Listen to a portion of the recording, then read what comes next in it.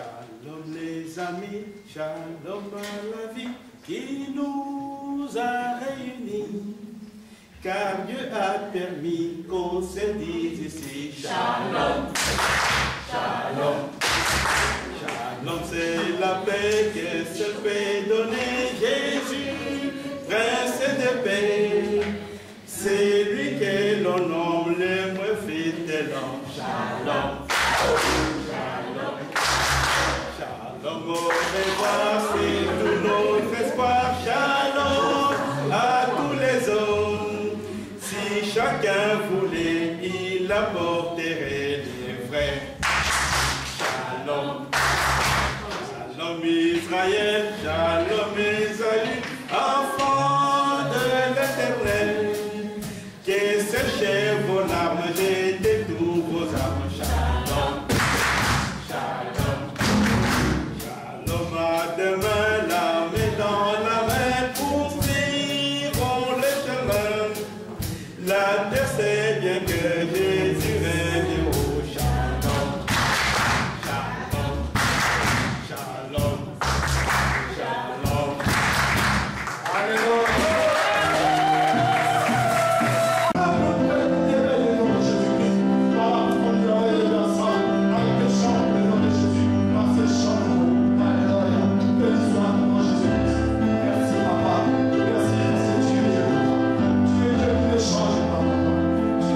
Change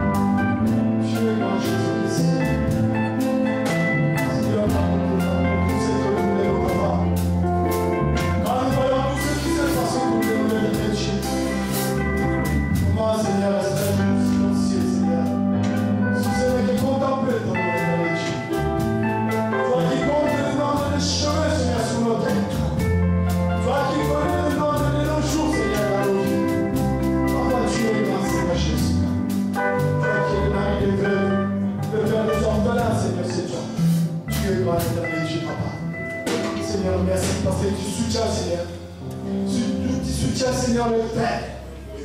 Seigneur, tu soutiens le Père, mais Seigneur, tu redonnes la force au Père. Tu es grand éternel Dieu des armes. Amen. Alléluia. Amen. Il est merveilleux, notre Dieu. Alléluia. Chaque jour, il fait grâce pour qu'on puisse se retrouver en un lieu comme ça, pour parler de lui, pour partager les bonnes choses que le Seigneur apporte chaque fois dans nos vies. Bien aimé, nous avons tout à l'heure entendu que nous avons tous besoin de bénédictions de la part de notre Seigneur. Nous avons tous besoin d'être bénis, d'être touchés par le Seigneur dans tout ce que nous attendons de lui. Mais je veux vous dire une chose, la bénédiction a un prix. La bénédiction a un prix. C'est vrai que Dieu ne l'exige pas, Dieu ne donne pas de conditions, mais le prix c'est seulement souffrir dans sa parole. Savoir être attentif lorsque le Seigneur nous parle. Et parce que lorsque nous sommes attentifs, le Seigneur va nous permettre à ce que cette parole puisse devenir une réalité dans notre vie. Voilà pourquoi nous allons parler d'une chose très importante. Et je vais demander l'attention de tous, bien aimés, puisque c'est là aussi sur ça qui va peser tous notre avenir dans notre vie spirituelle. Nous allons parler, bien aimés, pour que je puisse recevoir la bénédiction du Seigneur, je dois être renouvelé, je dois être transformé. Dis au frère, à la sœur qui est à côté de toi, je dois être renouvelé, je dois être transformé. Je dois être renouvelé. Je dois être transformé. Voilà la clé à la base, bien aimé, pour que nous puissions être bénis par le Seigneur. Puisque quand on dit je dois être renouvelé, c'est une grande décision. Je peux même dire une grave décision. Puisque lorsque nous prenons cette décision, bien aimé, nous provoquons dans l'autre camp la colère de l'ennemi. Parce que quand je décide d'être renouvelé, quand je décide d'être transformé, nous provoquons la colère de l'ennemi. Donc nous devons être conscients de ce que nous entreprenons dans notre vie. Donc je dois être renouvelé pour que je puisse hériter de cette bénédiction de la part de mon Dieu. Mais pour cela, nous allons lire un verset. Un verset dans l'évangile, l'épître que l'apôtre Paul a écrit aux Romains. Il dit dans Romains 12, verset 2, que vous connaissez. Romains 12, 2 dit: et ne vous conformez pas au monde présent, mais soyez transformés par les règlements de l'intelligence, afin de discerner quelle est la volonté de Dieu, ce qui est bon et ce qui lui plaît, ce qui est parfait. Amen. Amen. Ne vous conformez pas au monde présent, au siècle présent, mais soyez transformés par le renouvellement de l'intelligence, afin de discerner quelle est la volonté de Dieu. Amen. Amen. Si je suis renouvelé dans mon intelligence, je saurai quelle est la volonté de Dieu dans ma vie. Amen. Amen. Bien, nous pouvons voir ici que la transformation, les renouvellements, se fait par la combinaison de deux facteurs essentiels. Et ces deux facteurs sont la parole de Dieu et le Saint-Esprit. Ces deux facteurs, la parole de Dieu et le Saint-Esprit, me permettent d'être renouvelé. Parce que nous savons tous bien qu'au début, lorsque je commence à lire la parole de Dieu, mon intelligence est renouvelée. Puisque Dieu va se révéler au travers de son message.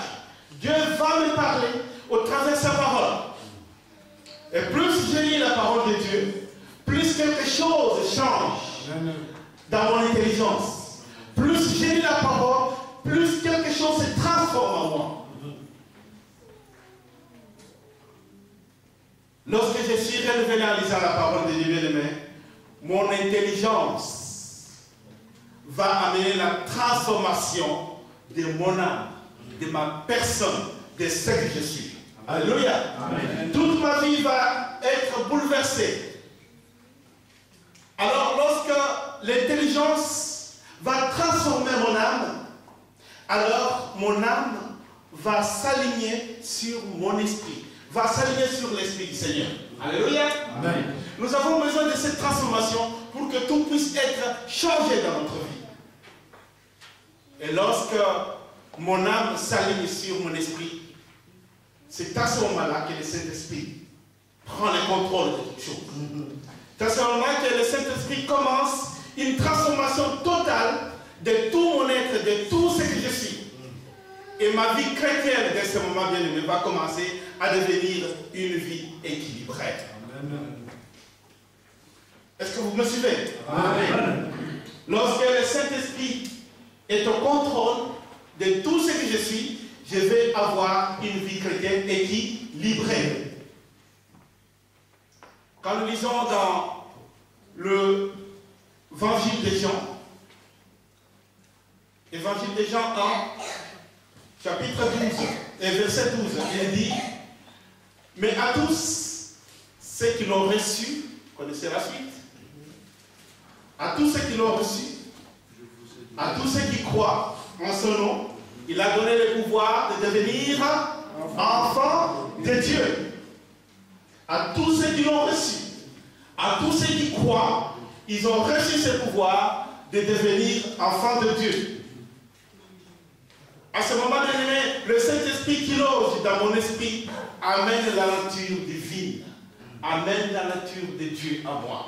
Amen. Lorsque je suis révélé, lorsque le Saint-Esprit est à moi, lorsque le Saint-Esprit est au contrôle, il y a la nature de Dieu qui vient à moi. Amen. Amen. Je vais vivre la nature divine à moi. La nature divine, c'est quoi? La présence de Dieu à moi, c'est quoi? C'est la chose dont souvent j'ai entendu dans l'église. Les gens disent, pas seulement chez nous, mais partout ailleurs, que dans notre église, il n'y a pas d'amour. Et la nature divine, bien aimé, c'est l'amour. Pas n'importe quel amour. L'amour de Dieu, puisque Dieu est amour. Amen. Alléluia. Amen. Laissez-moi vous rappeler ce qui est écrit au verset 5 de Romains 5. L'espérance ne trompe pas, car l'amour de Dieu est répandu dans nos cœurs. Alléluia. Nous espérons et notre espérance est assurée. Pourquoi? Parce que l'amour de Dieu est dans mon cœur. L'amour de Dieu est dans ma vie. Le Saint-Esprit répand l'amour de Dieu en moi. Lorsque le Saint-Esprit répand l'amour de Dieu en moi, bien-aimé, il y a beaucoup de choses qui vont devenir élémentaires, faciles, compréhensibles. Mais lorsque je n'ai pas cet amour de Dieu en moi, bien aimé, les choses seront beaucoup plus compliquées. Et également, nous avons besoin de vivre cette parole dans la vie pratique. Je pense qu'on ne cessera jamais de le répéter dans l'église du Seigneur. Pour que l'amour de Dieu vienne à moi, pour que le Saint-Esprit puisse être au contrôle, nous devons pratiquer la parole de Dieu. N'est-ce pas que nous disons d'habitude que la foi vient de ce que? Et ce qu'on entend vient de? Dieu. Si on ne lit pas la parole de Dieu, c'est difficile d'avoir une foi. Une foi, quand je dis, parce qu'on peut avoir la foi dans n'importe quoi. Amen. Mais la foi spéciale, c'est la foi qu'on a en Dieu. Parce que je ne peux pas avoir la foi en ce micro. Que quand je parle, vous m'entendez. Mais ça, c'est différent de la foi que j'ai en Dieu.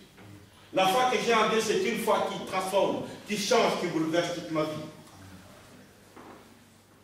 La foi vient à nous lorsque je lis la parole de Dieu, car la foi est un don de Dieu aussi. Lorsque j'ai soif de comprendre la parole de Dieu, Dieu va poser à moi une graine d'amour, une graine qui me donne la soif de les chercher encore. Et lorsque la foi a pris place à moi au travers de la parole de Dieu, ensuite la sagesse et l'espérance en Dieu va prendre place. Vous voyez pourquoi on nous dit dans Romains que l'espérance ne trompe pas, car l'amour de Dieu est répandu dans mon cœur.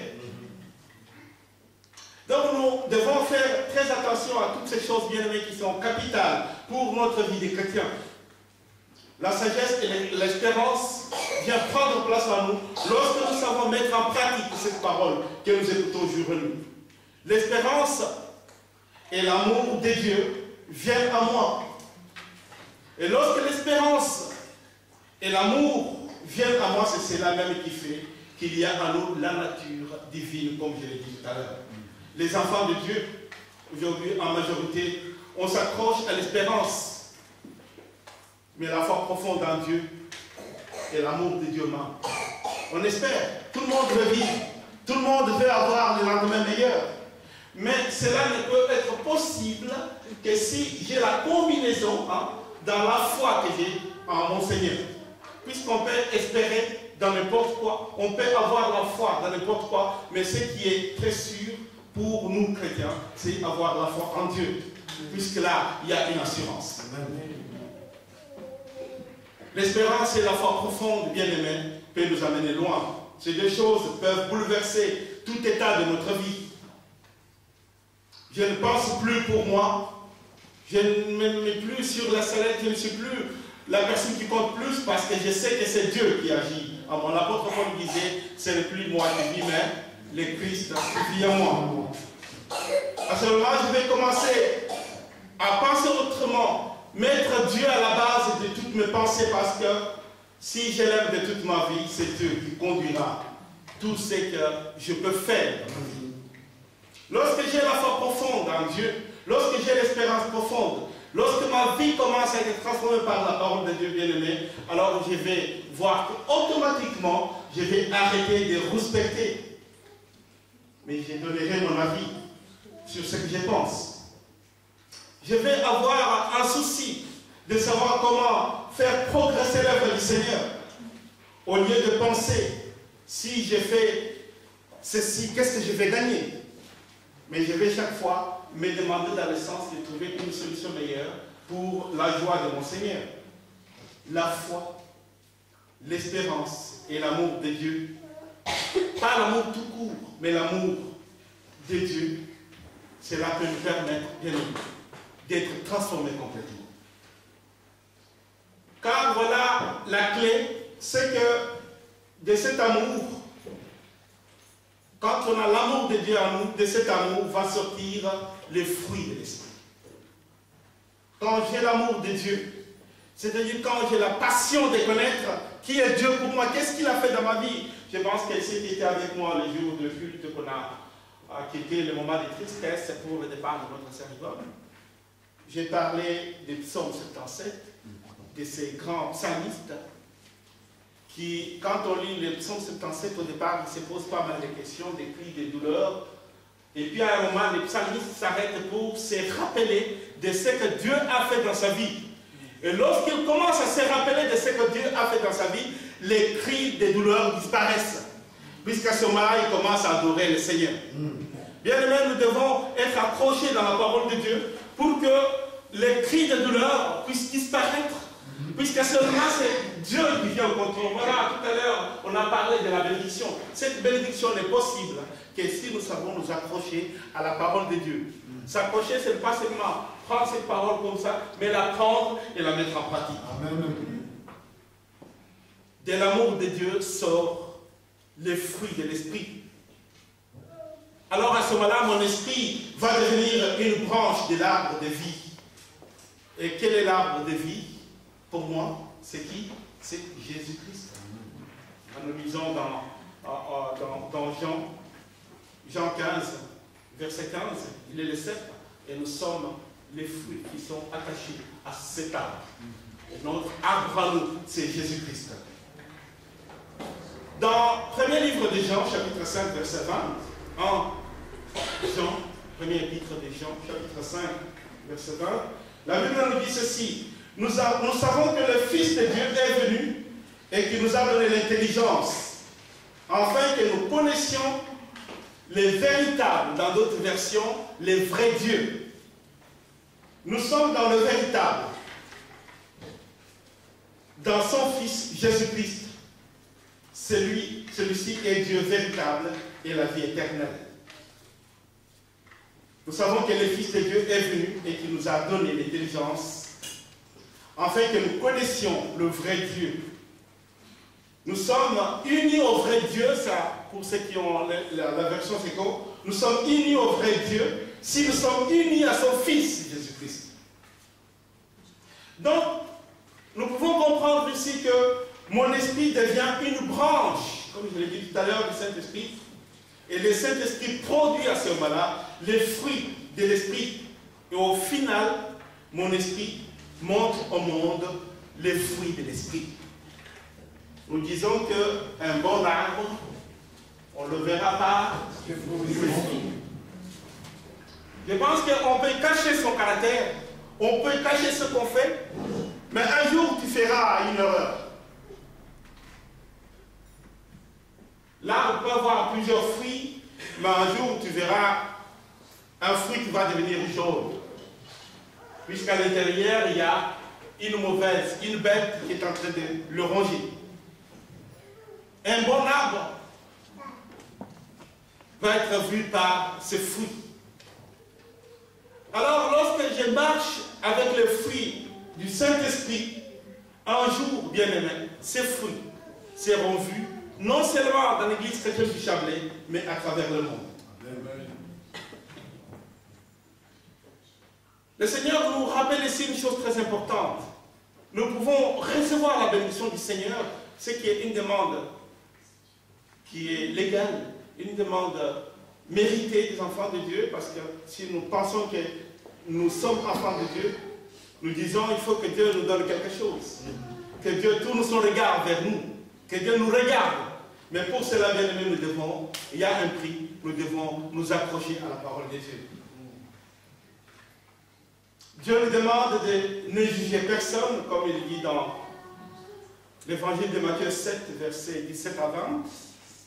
Mais Dieu nous donne un moyen pour discerner les hommes. Amen. Amen. Dieu nous donne un moyen pour discerner quand il y a un mauvais fruit. Et comment nous pouvons faire pour aider, pour que mon frère, pour que ma soeur puisse être renouvelée, puisse être transformée. C'est à leurs fruits que vous les reconnaîtrez, dit le texte. Nous connaissons tous ces fruits qui sont énumérés dans le livre des Galates 5, on parle de mauvais fruits. Hein?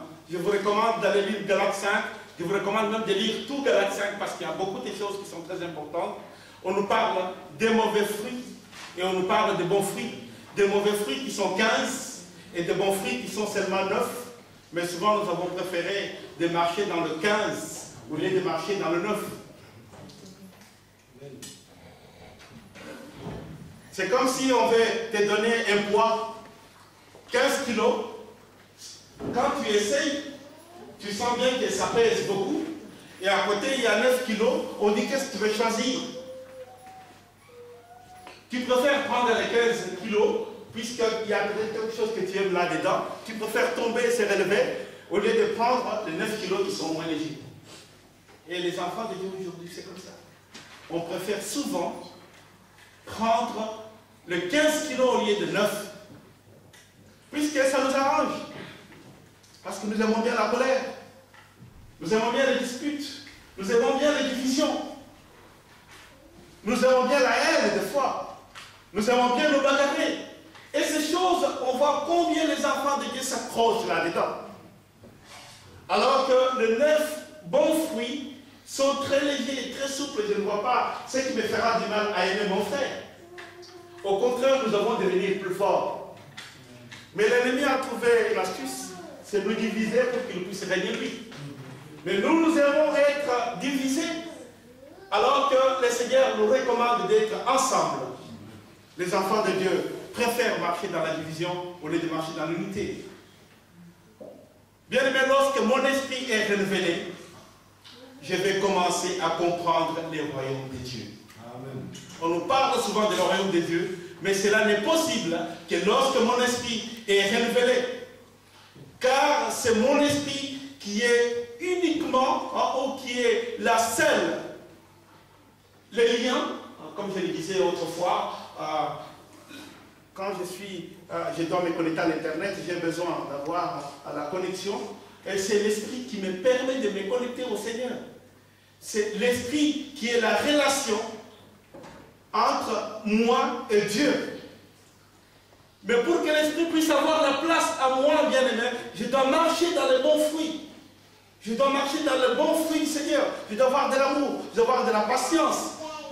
Je dois être quelqu'un qui pardonne. Je dois être quelqu'un qui est lent à la colère. En tant qu'humain, nous avons toujours la colère. Mais la Bible nous recommande d'être lent à la colère.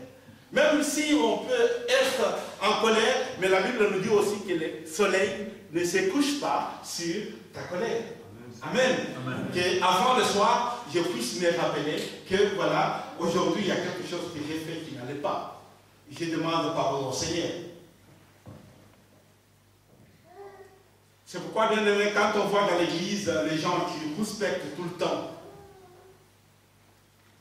les gens qui, pour faire quelque chose pour le bien de la communauté, disent toujours, mais qu'est-ce que ça va me rapporter? Quand on voit des frères et sœurs qui n'arrivent pas à s'impliquer dans les activités, soutenir les activités de l'église, et qui disent, mais les autres en ont déjà fait assez, eh bien, là, il y a quelque chose qui ne va pas. On a besoin d'un renouvellement de l'esprit. Et pourtant, on aime bien chanter, dire que je ne suis pas, je suis la tête et non la queue. Amen. Amen. Comment on peut être la tête si on n'est pas renouvelé? Être la tête, c'est quoi? C'est le symbole de victoire.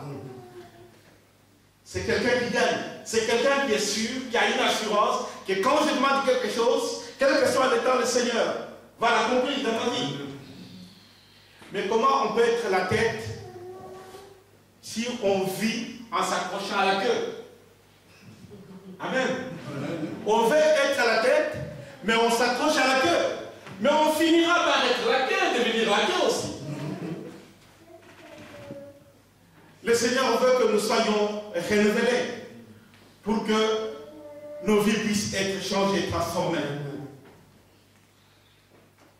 Ce n'est pas mon âme ni mon corps. Je pense que nous avons déjà eu une étude biblique sur l'essence de l'âme quand on a parlé de l'esprit, l'âme et le corps. L'âme qui est la respiration, qui est ma personne, qui est moi. Les psychiques, comme disent les Grecs. L'âme qui est l'être vivant que je suis, ce que je vois, ce qu'on peut voir de moi, qui est différent de ce corps, qui est la charpente qui me porte, qui est différent de l'esprit, qui est la présence de Dieu en moi. Mais le Seigneur veut que tout mon être puisse être transformé. N'oublions pas que Dieu nous demande, bien aimé, avant toute chose, comme nous le chantons aussi dans Matthieu 6, 33, que cherchez d'abord le royaume des cieux, cherchez la justice de Dieu, et tout le reste vous sera donné comme après. Mais il y a des versets clés, bien aimé, qui nous donnent des pistes de comment nous pouvons être bénis par le Seigneur. Mais quand je suis devant mon problème personnel, j'oublie toutes ces pistes que le Seigneur me donne dans la vie. Cherchez d'abord le royaume de Dieu. Ça veut dire quoi? Je dois apprendre d'abord à comprendre quelle est la volonté de Dieu dans ma vie. À ce moment-là, je saurais dire que je suis la tête et non la queue. Les enfants de Dieu disent, j'ai donné ma vie à Christ. Et vous savez ce que c'est donner la vie à Christ? L'apôtre Paul nous dit que ce n'est plus moi qui vis, mais c'est Christ qui vit en moi. Bien aimé, pour dire que j'ai donné ma vie à Christ, il faut que ce soit Christ qui vit en toi. Amen. Quand Christ vit en toi, bien aimé, ta vie change. Tu ne vas pas faire des choses pour ton plaisir à toi. Tu feras des choses pour le plaisir de ton Seigneur. Tu feras les choses pour le plaisir du service que tu donnes dans le cadre du corps de Christ. Amen. Amen. On aura beaucoup de temps qu'on va mettre de côté pour dire, c'est ce temps, je le mets à côté pour mon Seigneur. Amen. Alléluia. Amen. Toute notre vie va être transformée, va être bouleversée. Cherchez d'abord le royaume des cieux.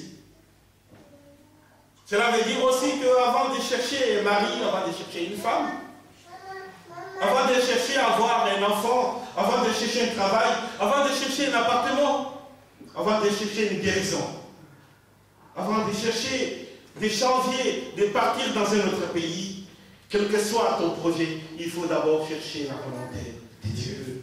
Amen. Amen. Puisque souvent, nous faisons faire des choses à Dieu. Est-ce que vous me suivez? Amen. Nous faisons faire des choses à Dieu. Seigneur, je veux ça. Seigneur, je veux. Il y a très peu qui disent j'aimerais. C'est encore ça. Seigneur, je veux avoir ça. J'ai besoin de ça, Seigneur.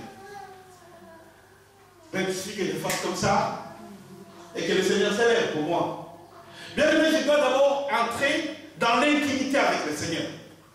Et l'intimité avec le Seigneur, c'est prendre du temps de la prière, prendre du temps de la lecture de la parole de Dieu. Malheureusement, il y a encore des chrétiens aujourd'hui qui cherchent la Bible le dimanche matin. Toute la semaine, il ne sait même pas où ça se trouvait. Sauf s'il a reçu peut-être un visiteur, un frère, ah, attendez, je m'achète. Si vous regardez bien, vous allez voir le temps qu'il va mettre pour chercher, il ne sait même pas où se trouve la Bible. Il faut entrer dans l'intimité avec le Seigneur pour que ma vie puisse être transformée. Dieu nous demande de chercher à ce que le Saint-Esprit, à travers la lecture de sa parole, transforme mon esprit. Dieu nous recommande à chercher le Saint-Esprit pour qu'à travers la lecture de la parole, le Saint-Esprit transforme mon esprit. Que son esprit parle à mon esprit.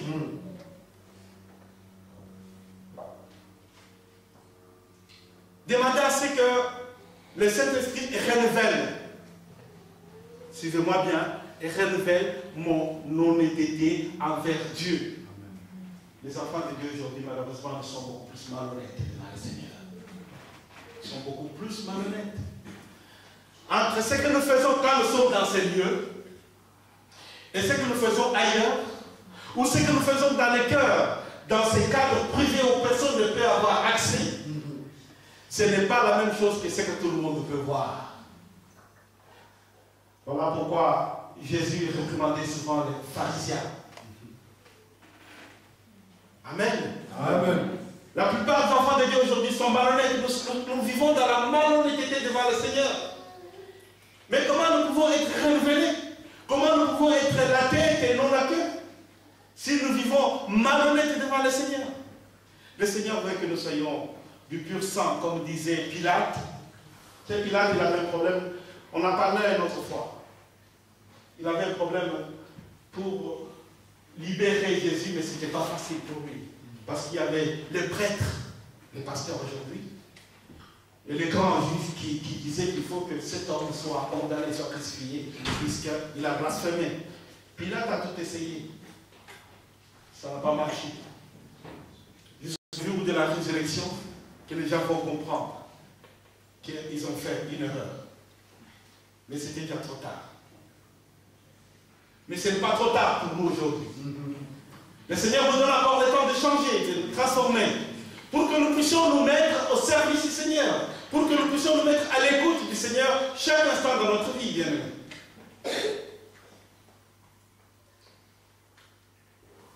On aime bien quand on nous parle que voilà, aujourd'hui tu pries, demain tu vas gagner la loterie. Là, je suis content parce que j'essaie, il y a quelque chose qui me prend là-bas. Mais quand on te dit que voilà, tu dois faire jeûne et prière pendant 2-3 jours, juste pour la gloire de Dieu. Vous allez avoir des questions, on va commencer à poser des questions. Mais pourquoi nous faisons ces jeûnes? C'est quoi le but? Amen. Amen. On veut faire les jeûnes, on veut prier pour la gloire de Dieu, mais nous voulons savoir le but. Parce que nous voulons savoir chaque chose que nous faisons pour Dieu, à quoi ça va nous servir. Bien aimé, nous sommes malhonnêtes devant le Seigneur. Nous sommes les premiers à nous mettre à genoux, à lui demander des choses, à prier, qu'il nous bénisse, qu'il renouvelle notre vie. Mais nous ne sommes pas prêts à faire des sacrifices aussi juste pour sa gloire. Dieu nous demande de chercher à ce que le Saint-Esprit, à travers la lecture de la Bible, nous transforme, nous renouvelle. Parce que lorsque je transformé, bien du moment que je suis transformé, alors à ce moment-là, je comprends. Et je peux comprendre que l'ennemi principal de ma transformation, vous savez qui c'est? C'est mon âme, ma personne à moi. C'est le premier ennemi que j'ai. Puisque souvent, on aime nous satisfaire, nous. J'aime prendre plaisir pour moi d'abord. Si ça ne me rapporte rien, alors ça ne me sert à rien. Donc, le premier ennemi qui nous met la barrière sur la route, c'est l'âme. C'est pourquoi, dans l'étude biblique qu'on avait fait, il y a l'esprit, l'âme et puis le corps. L'âme est entre les deux.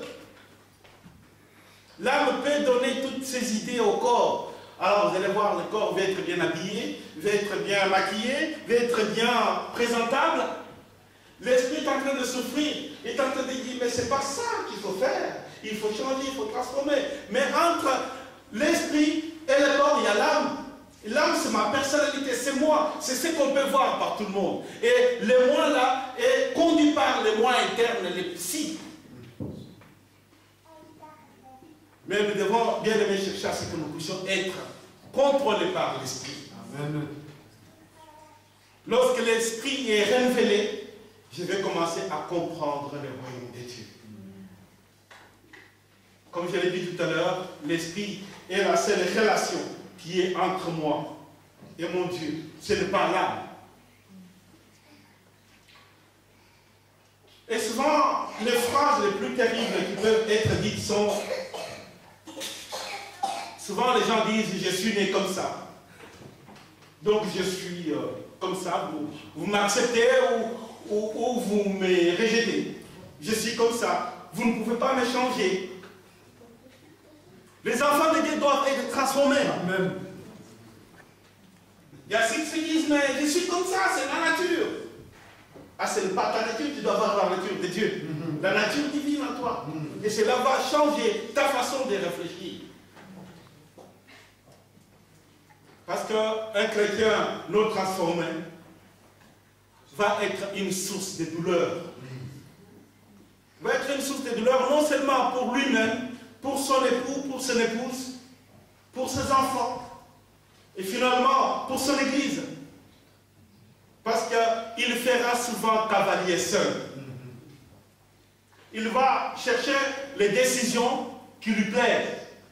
Chaque fois quand on prendra une décision dans une communauté, vous allez voir une personne qui se met toujours à l'écart. Il n'est pas d'accord. Puisque son moi interne n'est pas satisfait. Alors il y a un combat à mener avec l'âme pour que l'âme s'aligne sur l'esprit. Puisque si l'âme, ma personne interne est transformée, toute ma vie va être transformée. Et concernant l'amour, je vous ai dit que c'est par l'amour que Dieu nous permet d'être transformés, de connaître beaucoup de choses bien aimées. Pourquoi? Parce que, comme j'ai fait allusion tout à l'heure, dans 1 Corinthiens 13, 14, on parle que l'amour est patient. Et dans les livres des Galates, où on parle des 9 fruits de l'esprit, dans Galates 5, 22, on parle des 9 fruits de l'esprit, on dit que l'amour est patient, mais c'est la phrase qui est hyper importante, car comme nous pouvons voir dans la Bible nous dit que dans ces Corinthiens 13, que l'amour excuse tout. Hein, c'est une phrase que nous utilisons souvent les jours de mariage ici. L'amour excuse tout, l'amour croit tout, l'amour espère tout. Ceci n'est pas possible si l'amour n'est pas patient. C'est pourquoi la clé, l'amour doit être patient. Et l'amour est le plus grand fruit de l'esprit. Pourquoi? Parce que de l'amour sort la joie. Quand il y a l'amour, il y a la joie. Et de la joie sort la paix. Suivez-moi dans cette chaîne. De l'amour, on a la joie. Et de la joie sort la paix. Et de la paix sort la patience. Amen. Amen. Sans l'amour, c'est difficile d'être dans la joie. Sans la joie, c'est difficile d'être dans la paix. Et sans la paix, c'est difficile d'être patient. On va vite trouver la solution. Vous comprenez que de l'amour à la patience, a une victoire. C'est le signe de la victoire. C'est pourquoi la Bible, quand il parle dans 1 Corinthiens 13, il parle que l'amour est patient, puisque de l'amour à la patience, on a une victoire. À ce moment-là, on peut se dire, je suis la tête et non la queue. Alors, toutes ces bonnes choses, bien-aimés, sont à nous. Le Seigneur a placé toutes ces bonnes choses à nous. Mais notre âme, souvent, empêche leur manifestation. L'âme, c'est quoi? C'est ma personnalité. Je mets en avant la personnalité. Quand j'arrive à l'église, il faut qu'on voit, mais t'as vu, pasteur, comment il est habillé aujourd'hui? T'as vu comment il marche aujourd'hui? Mais t'as vu la voiture qui est là? T'as vu ce qu'il est devenu? Ça, c'est moi. J'aime que les gens disent comme ça. Et quand ils disent comme ça, si je marchais comme ça, je commence à marcher comme ça. Amen. Amen. Et cela se passe souvent dans le cœur. J'aime quand les gens m'applaudissent. J'aime quand les gens parlent du bien de moi. Mais il suffit qu'on dise, mais t'as vu comment elle était aujourd'hui de manière négative? Et quand j'apprends ça, cette personne-là, quand je commence à la voir, je tourne mon visage à côté, puisque je dis, ne m'aime pas. Amen. Amen. La patience, l'amour et la patience transforment toute ma vie. La vraie libération, bien-aimée, vient dans l'apprentissage de la parole de Dieu pour qu'on arrive à être libéré de toutes ces choses. C'est savoir lire, écouter la parole de Dieu, écouter les enseignements, chercher à étudier avec beaucoup de soif la parole de Dieu. Moi, j'aimerais qu'un jour, en sortant de l'église, comme ça, après le culte, les fidèles m'arrêtent et me disent, mais pasteur, il y a un texte public qui nous embête, il ne faut pas partir vite, nous aimerions en discuter. Ou pasteur, viens tel jour, nous avons, avec quelques personnes, nous avons travaillé sur des textes, nous aimerions comprendre. On se met là à travailler ensemble. On voit des gens qui ont soif, qui veulent connaître la parole de Dieu. Mais parce que quand on parle de la parole de Dieu, non, c'est prévu de prier de 17h à 12h30, après c'est fini, il n'y a plus le temps. J'ai notre rendez-vous à VV ou à Lausanne, je dois partir de suite. Mais quand on aime la parole de Dieu, je pense qu'il n'y a pas de temps qui compte pour le Seigneur. Amen. Alléluia. Amen.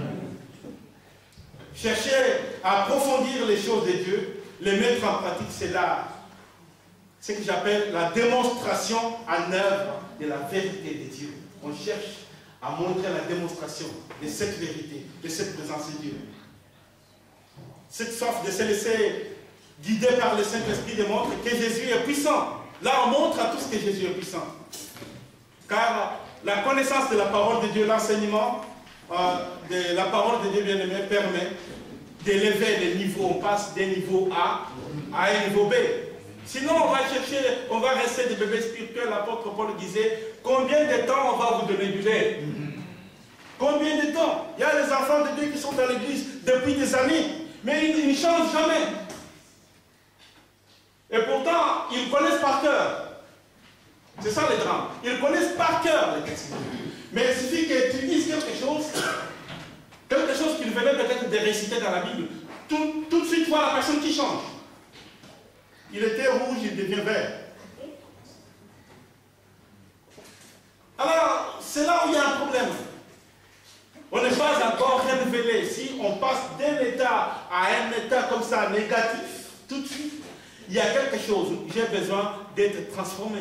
J'ai besoin d'être révélé. Et cela n'est possible que par la clé de l'enseignement. Et la clé, l'enseignement nous donne la sagesse. La sagesse qui te dit, tu as reçu cette vérité et regarde comment tu peux l'appliquer. Alléluia. Amen. Parce que quand j'écoute bien la parole de Dieu, cette parole va me donner la sagesse qui me permet de me faire comprendre que j'ai écouté cette parole, mais regarde comment je peux l'appliquer. C'est vrai, c'est bien d'écouter la parole de Dieu. Il y a beaucoup qui connaissent par cœur. Il y a des gens qui, dès que tu commences le verset biblique, il va te terminer tous les chapitres par cœur. Mais entre la connaissance de cette parole par cœur et la mise en application, il y a un grand écart. Le peu que tu as reçu, essaie de le mettre en pratique. Amen. Pour que ta vie puisse être révélée. Et ça, c'est la chose la plus capitale dans la vie des enfants de Dieu aujourd'hui. Jésus disait aux Juifs dans Jean 8, 31 à 32, il disait, si vous demeurez dans ma parole, vous êtes vraiment mes disciples. Si vous demeurez dans ma parole, vous êtes vraiment mes disciples et vous connaîtrez la vérité vous affranchira. Affranchir, c'est quoi? Libérer. C'est-à-dire on était esclaves quelque part. On était esclaves quelque part. Si vous connaissez la vérité, et la vérité c'est connaître la parole de Dieu, c'est mettre en pratique la parole de Dieu. Si vous connaissez la vérité vous affranchira.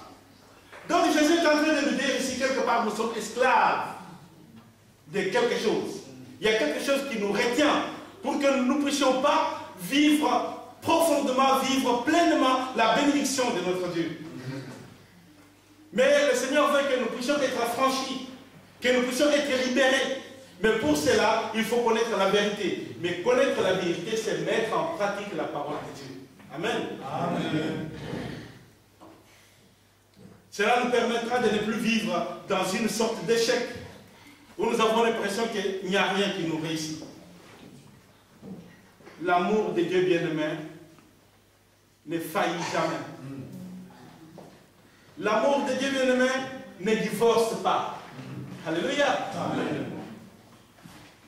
L'amour de Dieu n'a pas le pouvoir d'échouer, mais il a toujours le pouvoir de réussir. Alors si nous marchons dans l'amour de Dieu, il y a beaucoup de choses que nous allons réussir dans notre vie. Et alors, tu comprendras à ce moment-là que la vie chrétienne, c'est Dieu en nous. C'est Dieu en moi. Quand je marche dans cet amour, quand je marche dans cette parole, le Christ est à moi. S'accomplira à ce moment-là, ce que dit l'apôtre Paul, ce n'est plus moi qui vis, c'est Christ qui vit à moi. Les sages ont dit dans le Proverbe 20, 27, que la sagesse de l'homme est une lampe de l'Éternel. Alléluia. Amen.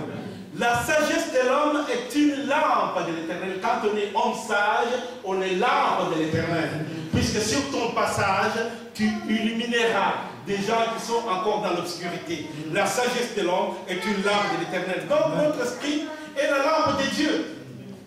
Dieu utilise notre esprit pour nous éclairer dans notre choix. Mon esprit est nourri par la lecture de la parole de Dieu. Amen. Amen.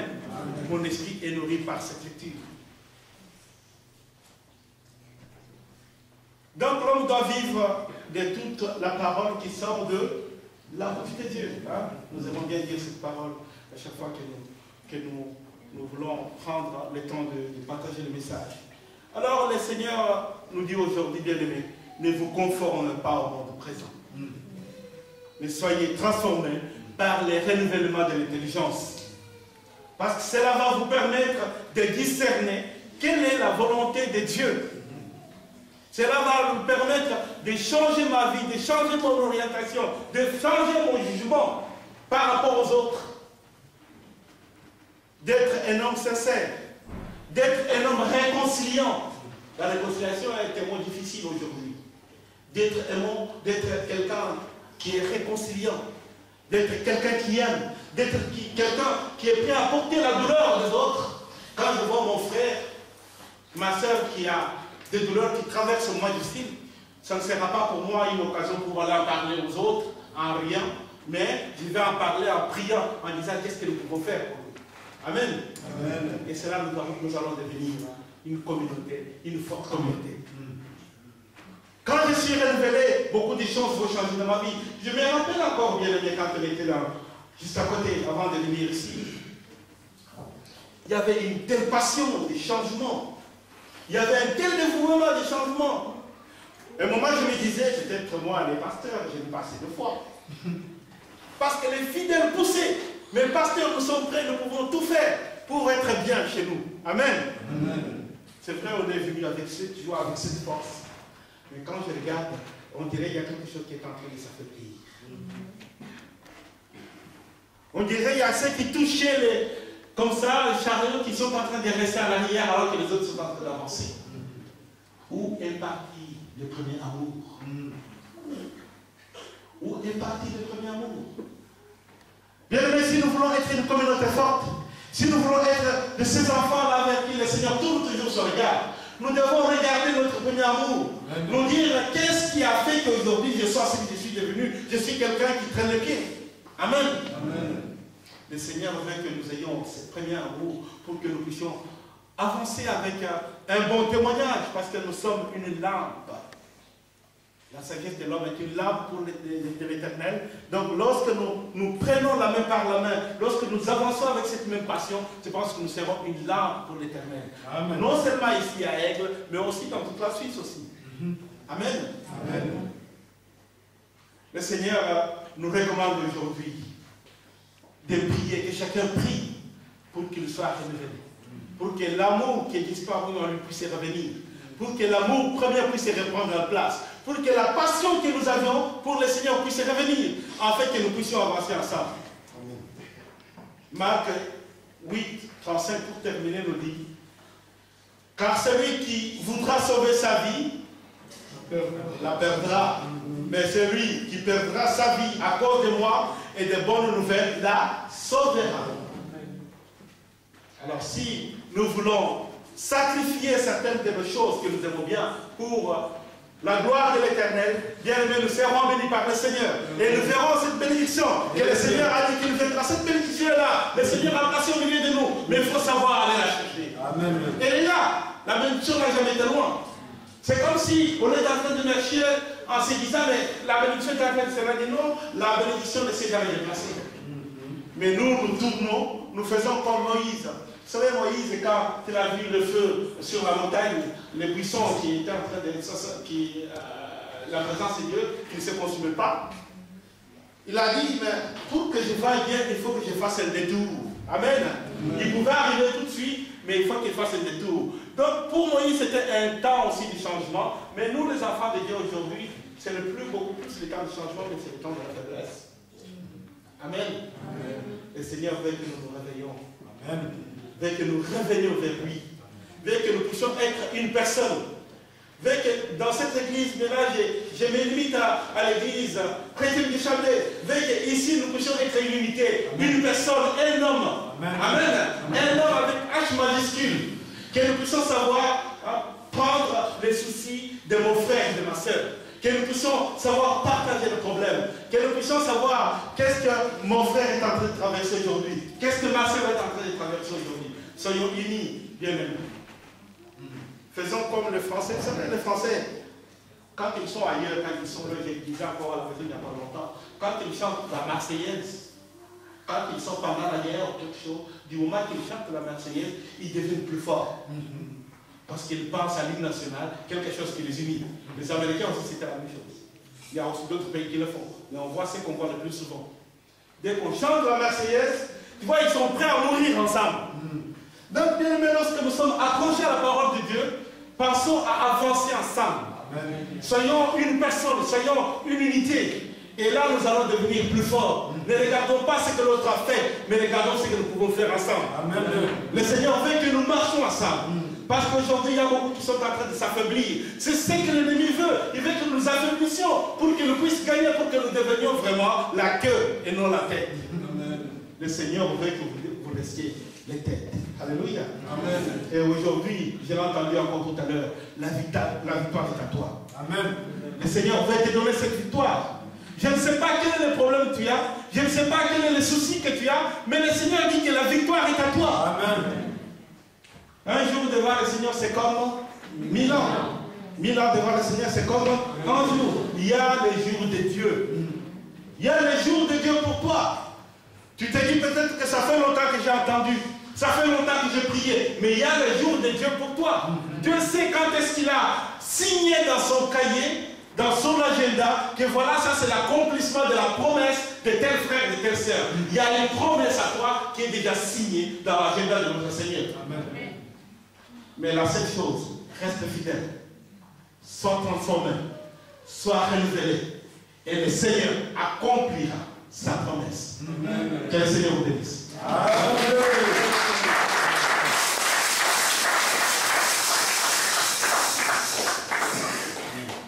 Alléluia. Amen.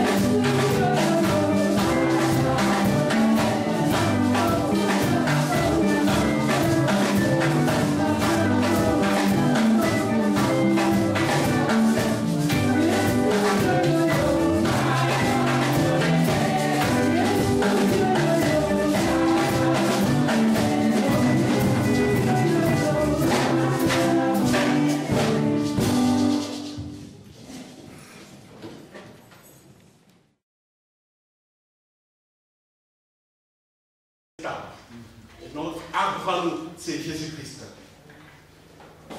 Dans le premier livre de Jean, chapitre 5, verset 20, en Jean, premier épître de Jean, chapitre 5, verset 20, la Bible nous dit ceci: nous savons que le Fils de Dieu est venu et qu'il nous a donné l'intelligence, afin que nous connaissions les véritables, dans d'autres versions, les vrais dieux. Nous sommes dans le véritable, dans son Fils Jésus-Christ. Celui-ci est Dieu véritable et la vie éternelle. Nous savons que le Fils de Dieu est venu et qu'il nous a donné l'intelligence, afin que nous connaissions le vrai Dieu. Nous sommes unis au vrai Dieu, ça, pour ceux qui ont la version Seco, nous sommes unis au vrai Dieu si nous sommes unis à son Fils, Jésus-Christ. Donc, nous pouvons comprendre ici que mon esprit devient une branche, comme je l'ai dit tout à l'heure, du Saint-Esprit, et le Saint-Esprit produit à ce moment-là les fruits de l'Esprit. Et au final, mon esprit montre au monde les fruits de l'Esprit. Nous disons qu'un bon arbre, on le verra par le fruit. Je pense qu'on peut cacher son caractère, on peut cacher ce qu'on fait, mais un jour tu feras une erreur. L'arbre peut avoir plusieurs fruits, mais un jour tu verras un fruit qui va devenir jaune. Puisqu'à l'intérieur, il y a une bête qui est en train de le ronger. Un bon arbre va être vu par ses fruits. Alors, lorsque je marche avec le fruit du Saint-Esprit, un jour, bien aimé, ces fruits seront vus, non seulement dans l'église chrétienne du Chablais, mais à travers le monde. Amen. Le Seigneur nous rappelle ici une chose très importante. Nous pouvons recevoir la bénédiction du Seigneur, ce qui est une demande qui est légale, une demande méritée des enfants de Dieu, parce que si nous pensons que nous sommes enfants de Dieu, nous disons qu'il faut que Dieu nous donne quelque chose, que Dieu tourne son regard vers nous, que Dieu nous regarde. Mais pour cela, bien aimé, il y a un prix, nous devons nous accrocher à la parole de Dieu. Dieu nous demande de ne juger personne, comme il dit dans l'évangile de Matthieu 7, versets 17 à 20. Mais Dieu nous donne un moyen pour discerner les hommes. Amen. Amen. Dieu nous donne le moyen pour discerner quand il y a un mauvais fruit. Et comment nous pouvons faire pour aider, pour que mon frère, pour que ma soeur puisse être renouvelée, puisse être transformée. C'est à leurs fruits que vous les reconnaîtrez, dit le texte. Amen. Nous connaissons tous ces fruits qui sont énumérés dans le livre de Galates 5, on parle de mauvais fruits. Hein? Je vous recommande d'aller lire Galates 5, je vous recommande même de lire tout Galates 5 parce qu'il y a beaucoup de choses qui sont très importantes. On nous parle des mauvais fruits et on nous parle des bons fruits. Des mauvais fruits qui sont 15 et des bons fruits qui sont seulement 9.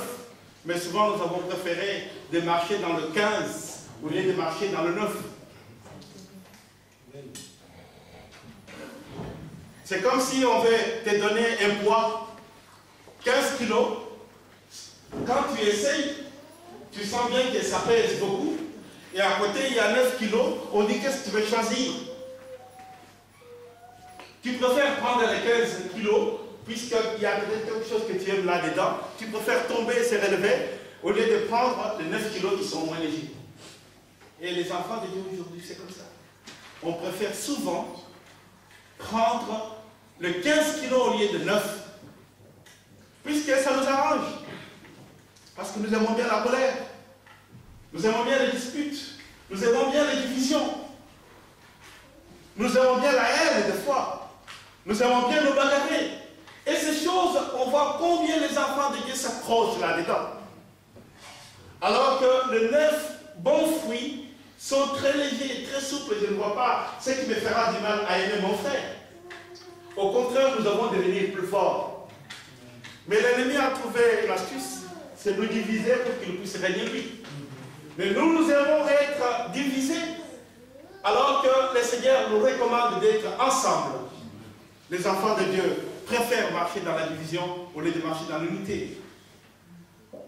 Bien aimé, lorsque mon esprit est révélé, je vais commencer à comprendre les royaumes de Dieu. Amen. On nous parle souvent de le royaume de Dieu, mais cela n'est possible que lorsque mon esprit est révélé.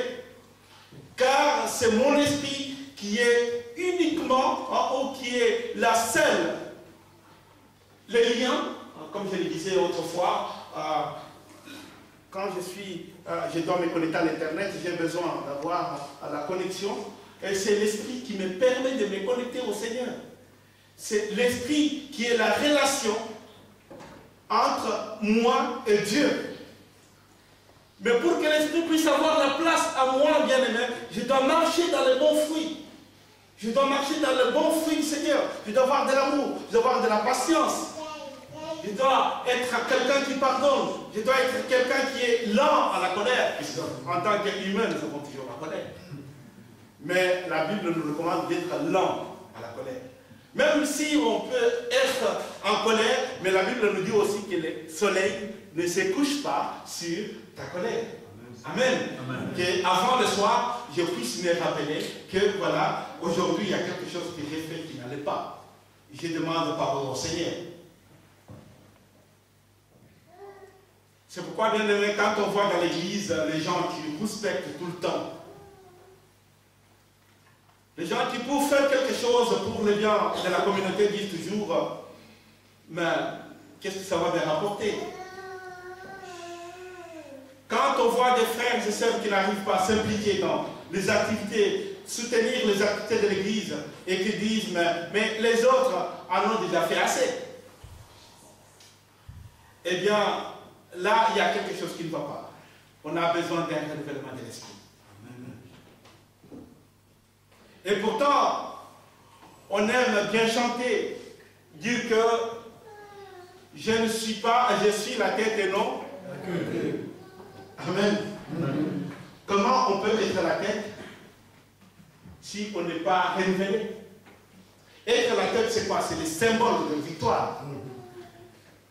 C'est quelqu'un qui gagne. C'est quelqu'un qui est sûr, qui a une assurance, que quand je demande quelque chose, quel que soit le temps, le Seigneur va l'accomplir dans ma vie. Mais comment on peut être la tête si on vit en s'accrochant à la queue? Amen. On veut être la tête, mais on s'accroche à la queue. Mais on finira par être la queue et devenir la queue aussi. Le Seigneur veut que nous soyons renouvelés pour que nos vies puissent être changées, transformées. Ce n'est pas mon âme ni mon corps. Je pense que nous avons déjà eu une étude biblique sur l'essence de l'âme quand on a parlé de l'esprit, l'âme et le corps. L'âme qui est la respiration, qui est ma personne, qui est moi. Les psychiques, comme disent les Grecs. L'âme qui est l'être vivant que je suis, ce que je vois, ce qu'on peut voir de moi, qui est différent de ce corps, qui est la charpente qui me porte, qui est différent de l'esprit, qui est la présence de Dieu en moi. Mais le Seigneur veut que tout mon être puisse être transformé. N'oublions pas que Dieu nous demande, bien aimé, avant toute chose, comme nous le chantons aussi dans Matthieu 6, 33, que cherchez d'abord le royaume des cieux, cherchez la justice de Dieu, et tout le reste, tout sera donné comme après. Mais il y a des versets clés, bien aimé, qui nous donnent des pistes de comment nous pouvons être bénis par le Seigneur. Mais quand je suis devant mon problème personnel, j'oublie toutes ces pistes que le Seigneur me donne dans la vie. Cherchez d'abord le royaume de Dieu. Ça veut dire quoi? Je dois apprendre d'abord à comprendre quelle est la volonté de Dieu dans ma vie. À ce moment-là, je saurais dire que je suis la tête et non la queue. Les enfants de Dieu disent, j'ai donné ma vie à Christ. Et vous savez ce que c'est donner la vie à Christ? L'apôtre Paul nous dit que ce n'est plus moi qui vis, mais c'est Christ qui vit en moi. Bien, pour dire que j'ai donné ma vie à Christ, il faut que ce soit Christ qui vit en toi. Amen. Car quand Christ vit en toi, bien-aimé, ta vie change. Tu ne vas pas faire des choses pour ton plaisir à toi. Tu feras les choses pour le plaisir de ton Seigneur. Tu feras les choses pour le plaisir du service que tu donneras dans le cadre du corps de Christ. Amen. Amen. On aura beaucoup de temps qu'on va mettre de côté pour dire ce temps, je le mets à côté pour mon Seigneur. Amen. Alléluia. Amen. Toute notre vie va être transformée, va être bouleversée. Cherchez d'abord le royaume des cieux. Cela veut dire aussi qu'avant de chercher un mari, avant de chercher une femme, avant de chercher à avoir un enfant, avant de chercher un travail, avant de chercher un appartement, avant de chercher une guérison, avant de chercher, de changer, de partir dans un autre pays, quel que soit ton projet, il faut d'abord chercher la volonté de Dieu. Amen. Amen. Puisque souvent, nous faisons faire des choses à Dieu. Est-ce que vous me suivez? Amen. Nous faisons faire des choses à Dieu. Seigneur, je veux ça. Seigneur, je veux. Il y a très peu qui disent j'aimerais. C'est encore ça. Seigneur, je veux avoir ça. J'ai besoin de ça, Seigneur. Donc, il suffit que je fasse comme ça et que le Seigneur s'élève pour moi. Bien aimé, je dois d'abord entrer dans l'intimité avec le Seigneur. Et l'intimité avec le Seigneur, c'est prendre du temps de la prière, prendre du temps de la lecture de la parole de Dieu. Malheureusement, il y a encore des chrétiens aujourd'hui qui cherchent la Bible le dimanche matin. Toute la semaine, il ne sait même pas où ça se trouvait. Sauf s'il a reçu peut-être un visiteur, un frère, attendez, je m'achète. Si vous regardez, vous allez voir le temps qu'il va mettre pour chercher, il ne sait même pas où se trouve la Bible. Il faut entrer dans l'intimité avec le Seigneur pour que ma vie puisse être transformée. Dieu nous demande de chercher à ce que le Saint-Esprit, à travers la lecture de sa parole, transforme mon esprit. Dieu nous recommande à chercher le Saint-Esprit pour qu'à travers la lecture de la parole, le Saint-Esprit transforme mon esprit. Que son esprit parle à mon esprit.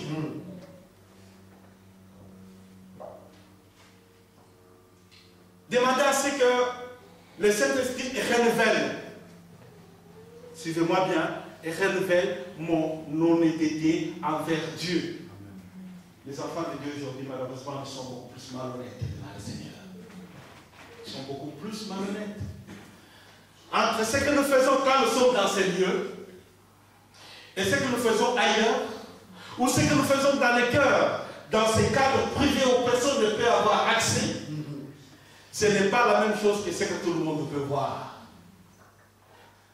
Voilà pourquoi Jésus réprimandait souvent les pharisiens. Amen. Amen. La plupart des enfants de Dieu aujourd'hui sont malhonnêtes. Nous vivons dans la malhonnêteté devant le Seigneur. Mais comment nous pouvons être renouvelés? Comment nous pouvons être la tête et non la queue? Si nous vivons malhonnêtes devant le Seigneur. Le Seigneur veut que nous soyons du pur sang, comme disait Pilate. C'est Pilate, il avait un problème. On en parlait une autre fois. Il avait un problème pour libérer Jésus, mais ce n'était pas facile pour lui. Parce qu'il y avait les prêtres, les pasteurs aujourd'hui, et les grands juges qui disaient qu'il faut que cet homme soit condamné, soit crucifié, puisqu'il a blasphémé. Pilate a tout essayé. Ça n'a pas marché. Jusqu'au jour de la résurrection, que les gens vont comprendre qu'ils ont fait une erreur. Mais c'était déjà trop tard. Mais ce n'est pas trop tard pour nous aujourd'hui. Le Seigneur nous donne encore le temps de changer, de nous transformer, pour que nous puissions nous mettre au service du Seigneur, pour que nous puissions nous mettre à l'écoute du Seigneur chaque instant dans notre vie, bien aimé.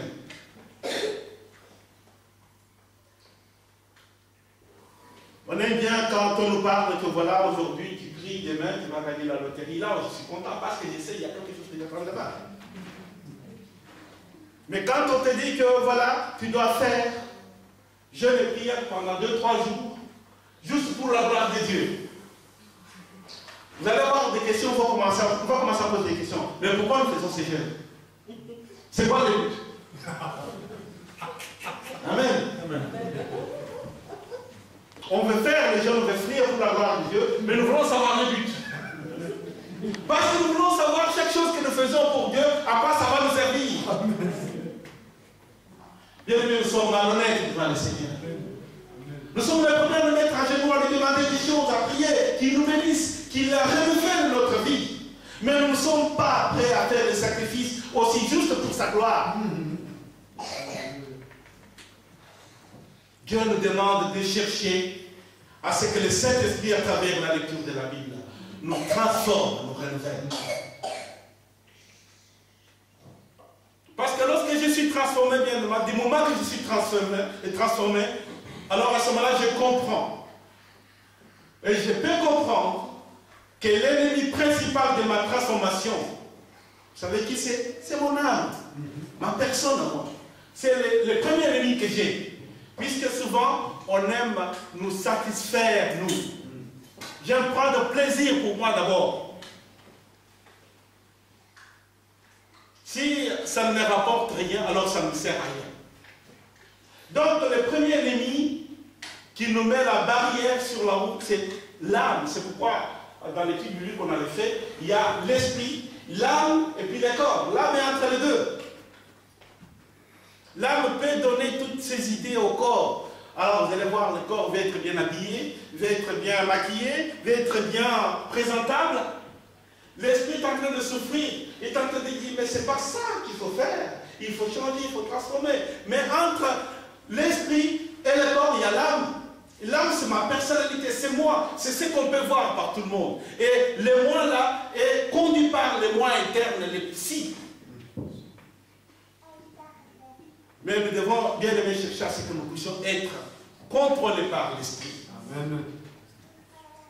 Lorsque l'esprit est révélé, je vais commencer à comprendre le royaume de Dieu.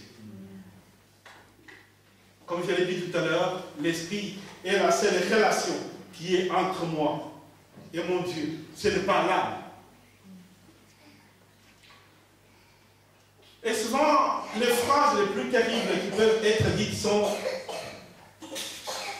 Souvent, les gens disent « je suis né comme ça ». Donc, je suis comme ça. Vous m'acceptez ou vous me rejetez. Je suis comme ça. Vous ne pouvez pas me changer. Les enfants de Dieu doivent être transformés. Amen. Il y a ceux qui disent « mais je suis comme ça, c'est la nature ». Ah, c'est pas ta nature, tu dois avoir la nature de Dieu. La nature divine en toi. Et cela va changer ta façon de réfléchir. Parce qu'un chrétien non transformé va être une source de douleur. Va être une source de douleur non seulement pour lui-même, pour son époux, pour son épouse, pour ses enfants, et finalement pour son église. Parce qu'il fera souvent cavalier seul. Il va chercher les décisions qui lui plaisent. Chaque fois quand on prendra une décision dans une communauté, vous allez voir une personne qui se met toujours à l'écart. Il n'est pas d'accord. Puisque son moi interne n'est pas satisfait. Alors il y a un combat à mener avec l'âme pour que l'âme s'aligne sur l'esprit. Puisque si l'âme, ma personne interne est transformée, toute ma vie va être transformée. Et concernant l'amour, je vous ai dit que c'est par l'amour que Dieu nous permet d'être transformés, de connaître beaucoup de choses bien aimées. Pourquoi? Parce que, comme j'ai fait allusion tout à l'heure, dans 1 Corinthiens 13, 14, on parle que l'amour est patient. Et dans les livres des Galates, où on parle des 9 fruits de l'esprit, dans Galates 5, 22, on parle des 9 fruits de l'esprit. On dit que l'amour est patient, mais c'est la phrase qui est hyper importante, car quand nous pouvons voir dans la Bible nous dit que dans ces Corinthiens 13, que l'amour excuse tout. Hein, c'est une phrase que nous utilisons souvent dans les jours de mariage ici. L'amour excuse tout, l'amour croit tout, l'amour espère tout.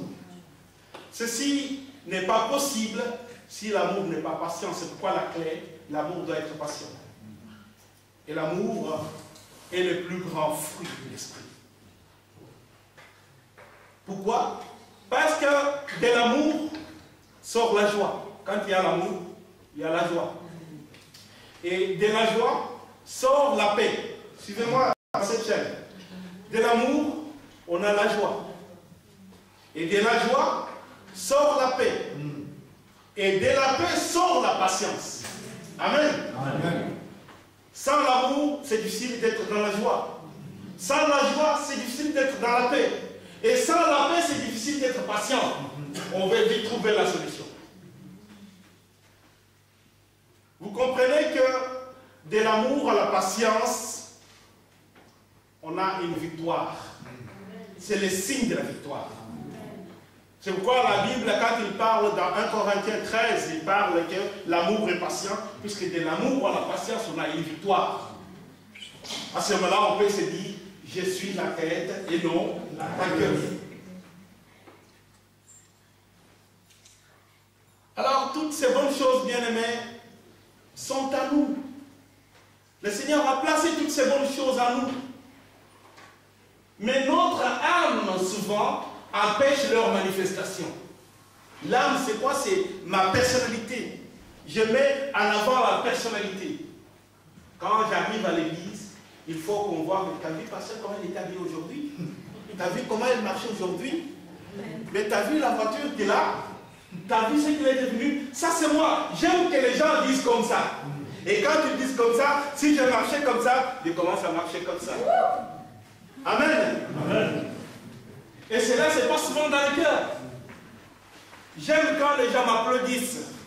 J'aime quand les gens parlent du bien de moi. Mais il suffit qu'on dise, mais t'as vu comment elle était aujourd'hui d'une manière négative? Et quand j'apprends ça, cette personne-là, quand je commence à la voir, je tourne mon visage à côté, puisque je dis ne même pas. Amen. Amen. La patience, l'amour et la patience transforment toute ma vie. La vraie libération, bien-aimée, vient dans l'apprentissage de la parole de Dieu pour qu'on arrive à être libéré de toutes ces choses.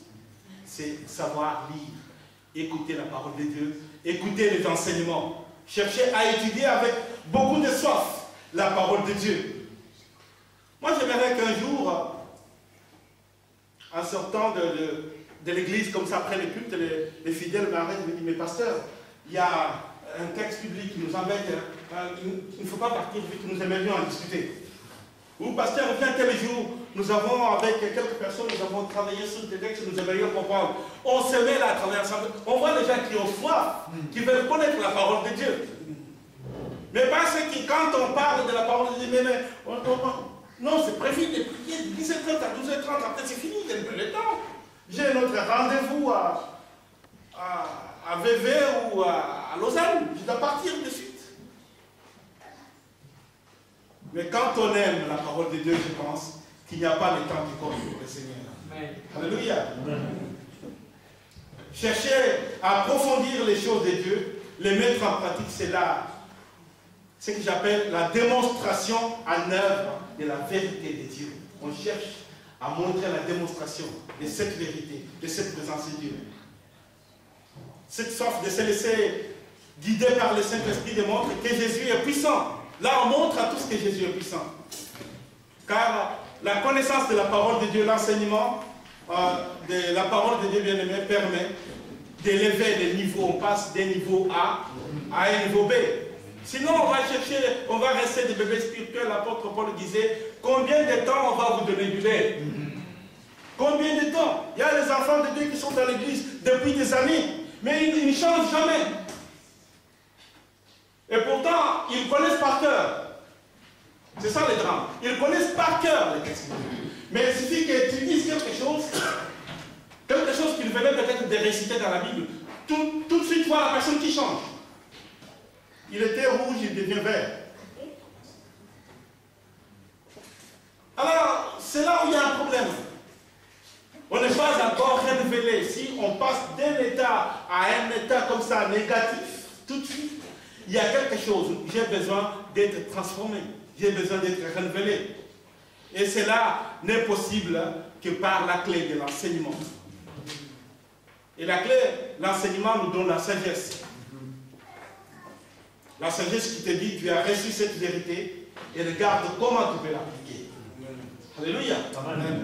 Parce que quand j'écoute bien la parole de Dieu, cette parole va me donner la sagesse qui me permet de me faire comprendre que j'ai écouté cette parole, mais regarde comment je peux l'appliquer. C'est vrai, c'est bien d'écouter la parole de Dieu. Il y a beaucoup qui connaissent par cœur. Il y a des gens qui, dès que tu commences le verset biblique, il va te terminer tous les chapitres par cœur. Mais entre la connaissance de cette parole par cœur et la mise en application, il y a un grand écart. Le peu que tu as reçu, essaie de le mettre en pratique. Amen. Pour que ta vie puisse être renouvelée. Et ça, c'est la chose la plus capitale dans la vie des enfants de Dieu aujourd'hui. Jésus disait aux Juifs dans Jean 8, 31, 32, il disait, si vous demeurez dans ma parole, vous êtes vraiment mes disciples. Si vous demeurez dans ma parole, vous êtes vraiment mes disciples et vous connaîtrez la vérité vous affranchira. Affranchir, c'est quoi? Libérer. C'est-à-dire on était esclaves quelque part. On était esclaves quelque part. Si vous connaissez la vérité, et la vérité c'est connaître la parole de Dieu, c'est mettre en pratique la parole de Dieu. Si vous connaissez la vérité vous affranchira. Donc Jésus est en train de nous dire ici quelque part, nous sommes esclaves de quelque chose. Il y a quelque chose qui nous retient pour que nous ne puissions pas vivre profondément, vivre pleinement la bénédiction de notre Dieu. Mais le Seigneur veut que nous puissions être affranchis, que nous puissions être libérés. Mais pour cela, il faut connaître la vérité. Mais connaître la vérité, c'est mettre en pratique la parole de Dieu. Amen. Amen. Cela nous permettra de ne plus vivre dans une sorte d'échec où nous avons l'impression qu'il n'y a rien qui nous réussit. L'amour de Dieu bien-aimé ne faillit jamais. L'amour de Dieu bien-aimé ne divorce pas. Alléluia. Amen. L'amour de Dieu n'a pas le pouvoir d'échouer, mais il a toujours le pouvoir de réussir. Alors si nous marchons dans l'amour de Dieu, il y a beaucoup de choses que nous allons réussir dans notre vie. Et alors, tu comprendras à ce moment-là que la vie chrétienne, c'est Dieu en nous. C'est Dieu en moi. Quand je marche dans cet amour, quand je marche dans cette parole, le Christ est à moi. S'accomplira à ce moment-là, ce que dit l'apôtre Paul, ce n'est plus moi qui vis, c'est Christ qui vit à moi. Les sages ont dit dans le Proverbe 20, 27, que la sagesse de l'homme est une lampe de l'Éternel. Alléluia. Amen. La sagesse de l'homme est une lampe de l'Éternel. Quand on est homme sage, on est lampe de l'Éternel. Puisque sur ton passage, tu illumineras des gens qui sont encore dans l'obscurité. La sagesse de l'homme est une lampe de l'Éternel. Donc notre esprit est la lampe de Dieu. Dieu utilise notre esprit pour nous éclairer dans notre choix. Mon esprit est nourri par la lecture de la parole de Dieu. Amen. Amen. Mon esprit est nourri par cette lecture. Donc l'homme doit vivre de toute la parole qui sort de la bouche de Dieu. Hein? Nous aimons bien dire cette parole à chaque fois que nous voulons prendre le temps de partager le message. Alors le Seigneur nous dit aujourd'hui, bien-aimés, ne vous conformez pas au monde présent. Mais soyez transformés par le renouvellement de l'intelligence. Parce que cela va vous permettre de discerner quelle est la volonté de Dieu. Cela va nous permettre de changer ma vie, de changer mon orientation, de changer mon jugement par rapport aux autres. D'être un homme sincère, d'être un homme réconciliant. La réconciliation est un mot difficile aujourd'hui. D'être quelqu'un qui est réconciliant, d'être quelqu'un qui aime, d'être quelqu'un qui est prêt à porter la douleur des autres. Quand je vois mon frère, ma soeur qui a des douleurs qui traversent moi difficile, ça ne sera pas pour moi une occasion pour aller en parler aux autres en riant, mais je vais en parler en priant, en disant qu'est-ce que nous pouvons faire pour nous. Amen.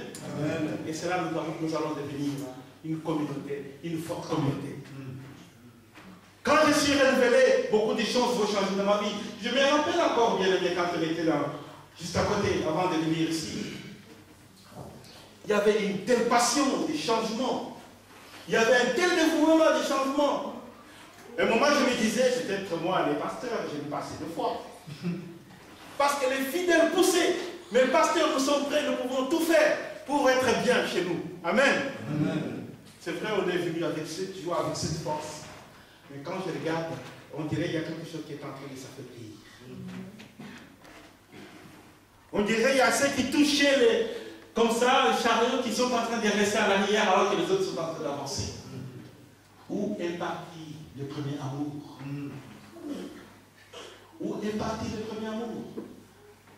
Bien aimé, si nous voulons être une communauté forte, si nous voulons être de ces enfants-là vers qui le Seigneur tourne toujours son regard, nous devons regarder notre premier amour. Amen. Nous dire qu'est-ce qui a fait qu'aujourd'hui je sois ce que je suis devenu. Je suis quelqu'un qui traîne les pieds. Amen. Amen. Le Seigneur veut que nous ayons ce premier amour pour que nous puissions avancer avec un bon témoignage, parce que nous sommes une lampe. La sagesse de l'homme est une lampe pour l'Éternel. Donc lorsque nous prenons la main par la main, lorsque nous avançons avec cette même passion, je pense que nous serons une lampe pour l'Éternel. Non seulement ici à Aigle, mais aussi dans toute la Suisse aussi. Amen. Amen. Le Seigneur nous recommande aujourd'hui de prier, que chacun prie pour qu'il soit renouvelé. Pour que l'amour qui est disparu en lui puisse revenir. Pour que l'amour premier puisse reprendre la place. Pour que la passion que nous avions pour le Seigneur puisse revenir. En fait, que nous puissions avancer ensemble. Amen. Marc 8, 35 pour terminer nous dit: car celui qui voudra sauver sa vie, la perdra. Mais celui qui perdra sa vie à cause de moi et des bonnes nouvelles, la sauvera. Alors si nous voulons sacrifier certaines de nos choses que nous aimons bien pour la gloire de l'Éternel, bien aimés, nous serons bénis par le Seigneur. Et nous verrons cette bénédiction que le Seigneur a dit qu'il nous viendra. Cette bénédiction-là, le Seigneur a placé au milieu de nous. Mais il faut savoir aller la chercher. Amen. Et là, la bénédiction n'a jamais été loin. C'est comme si on est en train de marcher en se disant, mais la bénédiction est en train de se dire non, la bénédiction ne s'est jamais déplacée. Mais nous tournons, nous faisons comme Moïse. Vous savez, Moïse, quand il a vu le feu sur la montagne, les buissons qui étaient en train de... la présence de Dieu, qui ne se consumaient pas, il a dit, mais pour que je vaille bien, il faut que je fasse un détour. Amen. Il pouvait arriver tout de suite, mais il faut qu'il fasse un détour. Donc, pour Moïse, c'était un temps aussi du changement. Mais nous, les enfants de Dieu aujourd'hui, c'est beaucoup plus le temps du changement, mais c'est le temps de la faiblesse. Amen. Amen.